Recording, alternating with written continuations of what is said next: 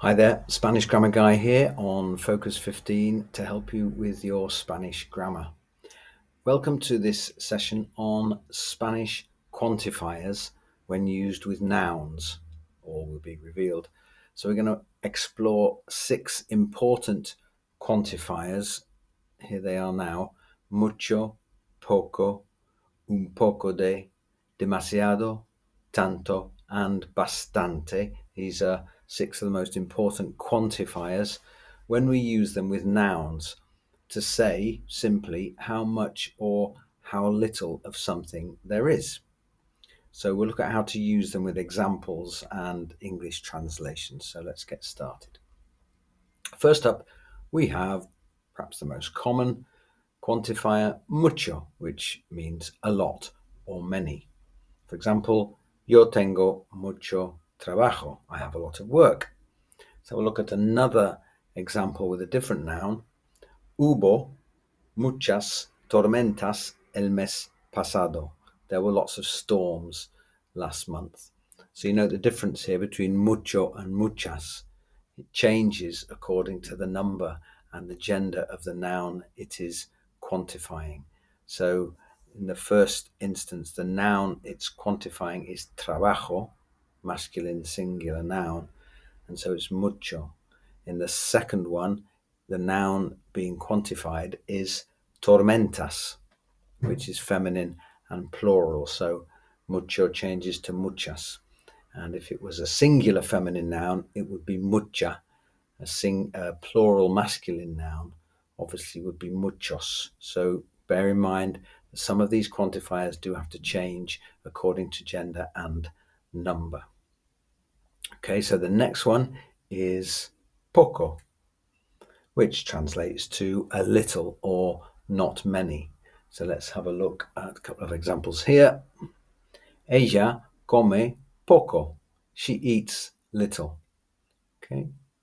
The next one here. Él tiene pocos amigos. He has few friends.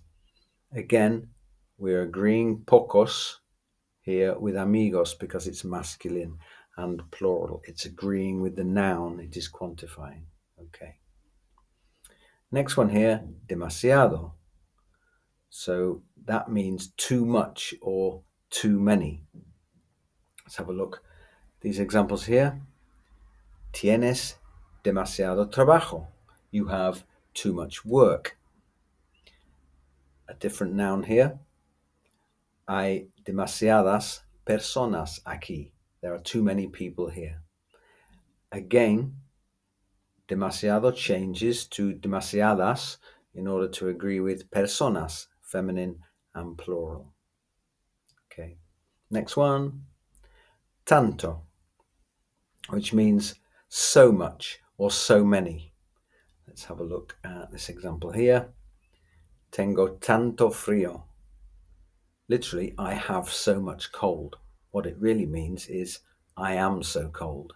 Be careful with that phrase. Tengo tanto frío. And the next one, ella tiene tantos amigos. She has so many friends.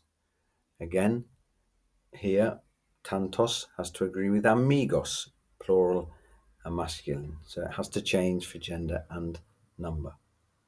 So we'll look at another example here using tanto, but changing. Hay tantas flores en el jardín. There are so many flowers in the garden. So tanto becomes tantas because it has to agree with the feminine plural las flores. Right, on to the next one. So far, the quantifiers we have demonstrated have all changed with gender and number of the thing they quantify, but there are some that only change according to number and some that don't change at all according to gender or number. They are invariable. So let's have a look at those. And this is a quantifier. It's not a single word quantifier, but when you say un poco de, it's a quantifier. It means a little bit of. It's quantifying how much of something there is. Let's have a look at this example here.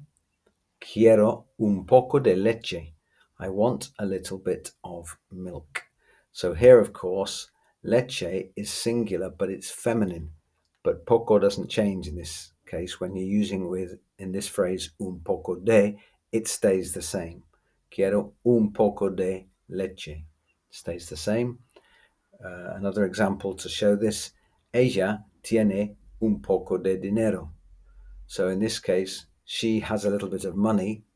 Dinero is singular and masculine. It's still un poco de. Leche is singular and feminine, but it doesn't change. It is still un poco de. So obviously we use un poco de when we want to specify a small amount of something. Let's have a look at the next quantifier, a very common one as well, bastante. And again, this has certain quirks to it. It means enough or quite a bit of something. For example, you could say, hay bastante comida para todos. There's enough food for everyone. There's sufficient food for everybody. And here, what we notice is that bastante ends in the letter E, and it doesn't change according to gender. So comida is feminine and singular, but it doesn't change. It stays that for feminine or masculine. But when we're quantifying a plural noun using bastante, it does change. Let's have a look. Question here. ¿Hay muchas cervezas en el frigorífico? Are there lots of beers in the fridge? Sí, hay bastantes. Yes, there are quite a lot. So because the noun cervezas is in the plural, we just have to pluralize bastante by adding an S. It doesn't change for gender, it only changes for number. Right, that's it. A brief look at how we use those quantifiers with nouns. Those quantifiers those same words can also be used with adverbs and adjectives. Look out for different videos on how we use those words with adjectives or adverbs or verbs. But this session has dealt with using quantifiers for nouns. Okay, that's it for now. Please subscribe to Focus 15 with the Spanish Grammar Guy. See you soon, and thanks for watching.